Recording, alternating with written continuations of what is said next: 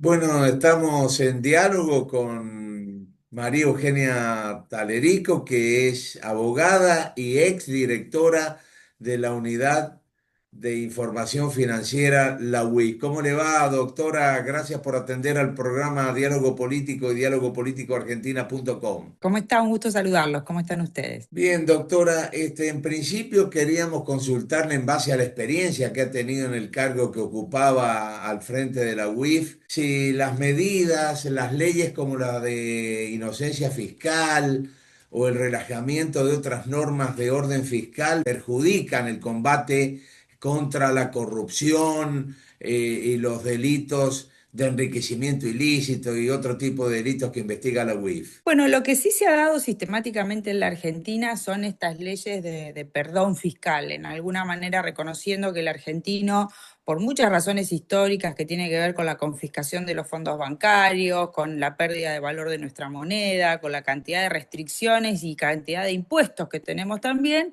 como que resguarda parte del ahorro de lo que gana fuera del sistema. Obviamente eso afecta a las rentas y la percepción de impuestos por parte del Estado, pero todo eso, además considerado con la gran corrupción, ¿no? Uno tiene que pagar su médico cuando va, tiene que pagar a veces su seguridad, un montón de cosas alrededor de un Estado absolutamente ineficiente, hace que la gente se reconozca que la gente evade gran cantidad de impuestos. Se ha calculado incluso una suma muy importante, casi más grande que el propio endeudamiento que tiene la Argentina, de unos 200.000, dicen 400.000 millones, pero el INDEC estaban rondando los 200.000 millones de dólares debajo del colchón de los argentinos.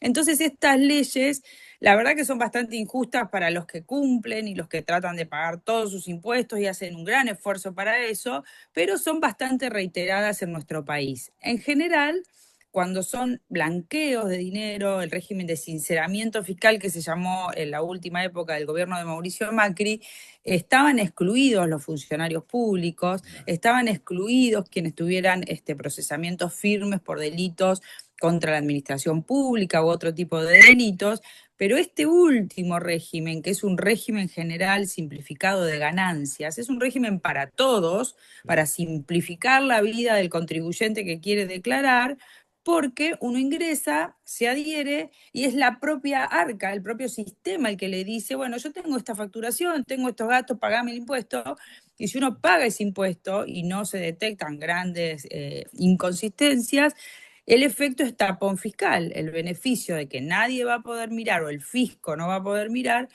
sus incrementos patrimoniales, sus compras y sus gastos, que antes era todo un tema, las salidas no documentadas eran, si usted aparecía con un patrimonio que no tenía factura o ingreso que lo justifique, la AFIP le hacía un flor de ajuste, además de la posible denuncia penal. Bueno, ese régimen simplificado, por eso se habla de inocencia fiscal. Ahora, no trajo la exclusión y vemos que ha sido un problema para funcionarios públicos en el ejercicio del cargo o de pronto los últimos 5 años, porque siempre hay que prever un periodo posterior, las restricciones de la ley de ética pública o el enriquecimiento ilícito queda hasta 2 años después de la función, entonces algunas cuestiones legales que hacen que los funcionarios públicos en el ejercicio de su cargo sí se adhieren al régimen. A mí no me gustaría que no se puedan adherir, porque realmente es un régimen que simplifica mucho, pero no con el beneficio del famoso tapón fiscal. O sea, que la FIP no pueda mirar para atrás, porque Claro. obviamente esos patrimonios de los funcionarios públicos tienen que ser monitoreados intensivamente para evitar un adorni, ¿no? Una Bueno. persona que de pronto hace 2 años que es funcionario y empezó a comprar, a gastar de una manera que nunca en su vida lo hizo. Entonces, bueno, eso hay que evitarlo. Entonces, depende cómo es la estructura, la respuesta es que Sí. depende cómo es la estructura de la ley, puede beneficiar a, obviamente, el lavado y ocultar enriquecimientos ilícitos o no. Está probado que esta última ley tiene este problema en la estructura. De hecho, yo he publicado hace poquito una nota en La Nación diciendo los aprendizajes del caso Adorni, Claro. y uno es que hay que poner una reforma, hay que hacer una modificación en la ley que justo está yendo una modificación a esta misma ley de inocencia fiscal, como le llaman, con lo cual ahí incluir el tema de los funcionarios, ¿no? ¿Qué delitos de los que investiga la UIF normalmente involucran en el caso que usted nombraba del ex jefe de gabinete Manuel Adorni? Los delitos más evidentes son, por supuesto, el enriquecimiento ilícito, ¿no? Por eso va a recibir una intimación por parte del fiscal para que diga, che, todo esto que vimos, si nosotros conocemos el sueldo de 1 millón, 2 millones o lo que sea que no nos cierra, con lo cual enriquecimiento ilícito. El uso de la avioneta o la avioneta que le pagó este amigo contratista en el canal público. Tampoco los funcionarios pueden recibir dádivas. Este es un país que tiene tan corrida la vara de lo que se debe y no se debe hacer, que realmente un funcionario no puede recibir ese tipo de beneficios de parte de nadie. Claro. Entonces, las dádivas por el tema del avión privado a Punta del Este y, por supuesto, lo que se llama el delito en el que soy experta, que es el lavado de dinero, que es el uso, la introducción de todo ese dinero probablemente con origen ilícito en la economía. Y ahí el rol de las escribanas, por ejemplo, que tan alegremente decía que a Adorni le vino todo junto, y ella tiene un rol que cumplir, reportando a la Unidad de Información Financiera, sabiendo que está frente a un políticamente expuesto. Entonces, bueno, esto, dádivas, enriquecimiento ilícito, lavado de dinero, la consultora de su mujer, si estaba haciendo negocios con el Estado, podemos presumir, de hecho está denunciada, que hay alguna especie de negociación incompatible o aún influencias indebidas a partir del rol que tiene su marido y los negocios de la consultora. Así que el matrimonio Adorni ha quedado bajo un escrutinio público en el que otra vez dependemos, obviamente, de si son creíbles o no los jueces que tienen a cargo las investigaciones. ¿Considera que con la salida de Adorni, el gobierno cierra los problemas de corrupción con los que se lo ha vinculado? ¿Cómo sigue el caso? A ver, la gente quiere creer en este gobierno, pero los casos de corrupción se suceden permanentemente. Yo ya digo que no es verdad que haya una política del Estado contra la corrupción. Cuando uno toma la decisión política de luchar contra la corrupción, es como la misma decisión que tiene el gobierno para luchar contra la inflación. Igual. El efecto se nota rápidamente. Claro. Este gobierno es puro eslogan en ese sentido. Y respecto de Adorni, descomprime la gestión política, no hay ningún lugar a duda. La personalidad de la persona que pusieron ahora, que es el señor Santilli, es una persona más afable, más componedora, más amigable, así que por lo menos en la parte de esa de la soberbia que veíamos en este funcionario, y además la ineptitud, yo creo que obviamente Adorni no estaba preparado ni por su experiencia, ni por sus conocimientos, ni por su nada, sus atribuciones al rol que le habían asignado. Era un inepto además para la función. En esto creo que Santilli es diferente a él, la verdad, más allá de reservas que puedo tener por otras razones. En este sentido, el gobierno va a descomprimir el problema que le causaba Adorni, va a poder avanzar en las agendas legislativas que le preocupan. Ahora está con el tema de la reforma laboral, temas propios de la carta política. Dígame si a usted, más allá que le vendan que vamos a tener menos elecciones y vamos a gastar menos plata, le interesa esta discusión de la política. Entonces, la verdad que se han transformado muy rápidamente también, Sí. más allá de lo exótico de nuestro presidente, con sus rocks y sus pelos y toda esta cosa exótica que tiene como personalidad que atrae. Bueno, estamos hablando de la reforma política en un país que necesita ver cómo desarrolla su tejido productivo, cuál es el plan que tenemos para la educación, ¿no? Y la alfabetización de tantas personas que están afuera del sistema de educación, qué vamos a hacer con los sistemas de salud, qué vamos a hacer con los sistemas previsionales, o sea, nadie nos está diciendo la hoja de ruta. Entonces, bueno, van a destrabar la agenda legislativa porque están queriendo hacer la reforma electoral y vamos a ver hacia dónde vamos. Así que yo creo eso, en realidad Adorni era un tapón, que fíjese que ni el Mundial, ni los escándalos de Insaurralde, que es una cosa espantosa que seguimos viendo las consecuencias de lo que robó el kirchnerismo, eh, más allá de la provincia de Buenos Aires y todo lo que sucede ahí alrededor de Insaurralde, porque ahí no es solo el kirchnerismo. Bueno, nada tapaba a Adorni. No, no. Así que me parece que ha descomprimido esto y veremos lo que hace Comodoro Pi sin la luz, ¿no? El monitoreo público que tenía mientras el funcionario esté ahí en el cargo, ¿no? Ayer no sé si usted escuchó que se conocieron audios en los que el ex jefe de gabinete Adorni te intentaba influir en los testigos. sobre todo en el principal de los testigos, que era su contratista de obra, Matías Tabar. Pero también había dicho en esos audios que influía sobre todos los testigos, como hacíamos con todos, dijo. ¿Eso no amerita la detención del ex jefe de gabinete? Mira, en los dos casos de escrutinio público hoy, que son Insaurralde y Adorni, sí, en ambos casos hay que ordenar la detención. Y también había que ordenarla en el caso AFA. Lo que sucede es que la red de protección de la política es muy grande y los jueces están muy comprometidos con las cuestiones políticas. Entonces no aplican la ley en igualdad de condiciones para todos, porque eso es sin duda tratar de obstruir la justicia o manipular testigos, y es una de las causales de detención. Y lo mismo en el caso de Insaurralde y Sirio. Es evidente, a partir de la que nos mostró el placar, de denuncias y contradenuncias y todo un círculo que rodea a esa gente, que tiene también que ver con con Pichirilo, el ex marido de Jessica Sirio, que está preso por haberle puesto arma y drogas a un tipo que le pedía dinero. Todo esto demuestra un escenario de gran manipulación de las investigaciones judiciales. Lo mismo lo que están haciendo en la causa de AFA y todo el entramado de Chiquitapia, Tobillino, que Santiago del Estero, que este juez, que el otro juez, todo tironeando, en el medio desaparecen pruebas. O sea, vimos al dueño de Surfinanzas, que es la financiera desde donde salía la gran cantidad de guita que movieron a partir de la defraudación a la Asociación de Fútbol Argentina.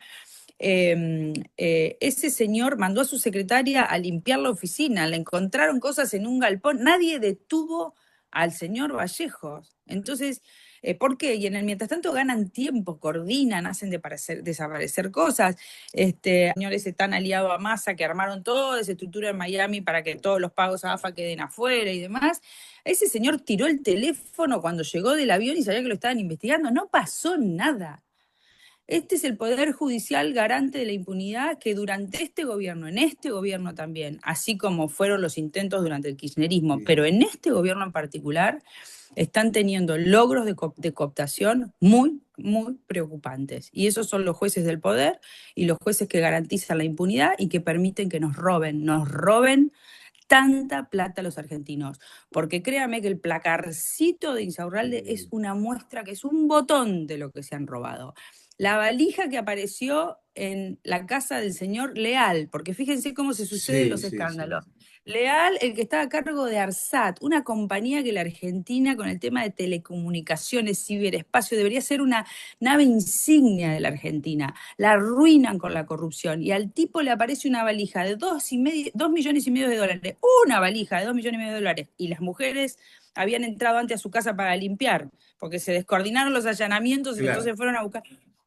Y resulta que ahí 2,5 millones de dólares, y decimos 2,5 millones de dólares, claro, al lado de semejante placar parecen todos un vuelto, pero como yo digo, porque me dijeron, bueno, Adorni, 2 años, tampoco robó tanto. Bueno, Insaurralde empezó con un vuelto Sí, también. claro. Insaurralde empezó con un vuelto y después se terminan con cuántos placares.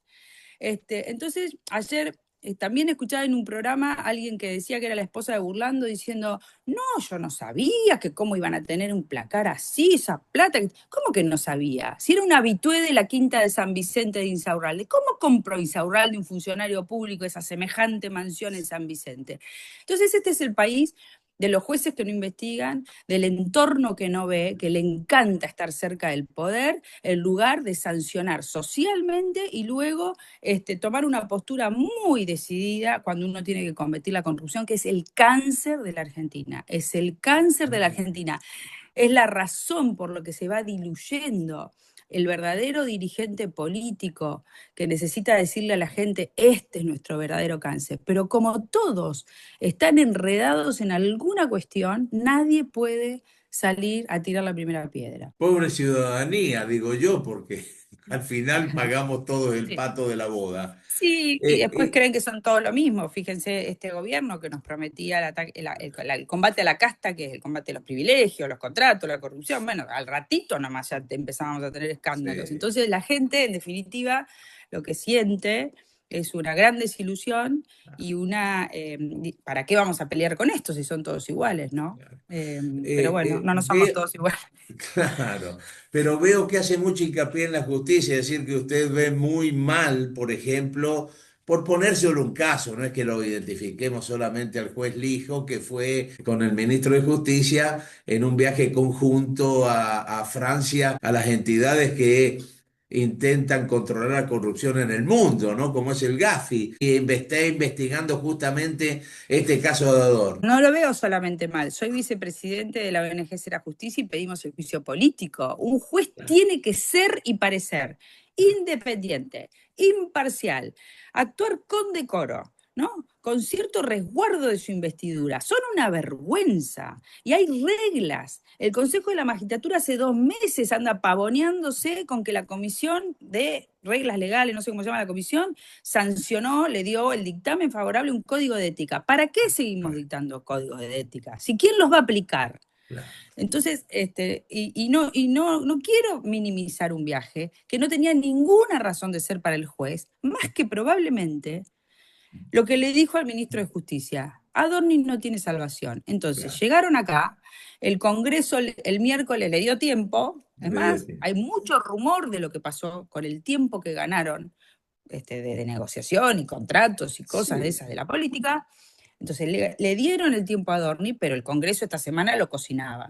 Eso, más las noticias que debe haber traído el ministro de Justicia, hicieron de la salida a Adorni. Pero los jueces son centrales, porque son los que garantizan impunidad. Y hoy los comportamientos impúdicos entre el poder político y los jueces que viajan en aviones, con investigados, con medios, o sea, se tergiversó todo acá, porque ellos garantizan la impunidad de la política. Entonces, acá hay licencia para robar, está claro. Muy clara su exposición y muy contundente porque nos ha dejado muchos títulos, doctora. Le agradezco mucho el contacto que tuvo con dialogopolíticoargentina.com y el programa Diálogo Político. Bueno, a ustedes, muchas gracias. No nos desanimemos. De hecho, mire, yo estoy como, a veces digo, es difícil construir política desde un lugar donde uno tiene el aparato, no quiere las cajas y todo esto, pero estamos intentando esto. La provincia de Buenos Aires y en la ciudad de Buenos Aires estamos intentando un recomenzar, porque lo que tenemos está todo enredado. Y el gobierno que prometió ser distinto ya nos ha demostrado que en esta cuestión que para mí es vertebral para poder tener esa alegría que se nos desapareció a los argentinos, Claro. esa cuestión tenemos que seguirla peleando y para eso necesitamos ciudadanía, que no se resigne.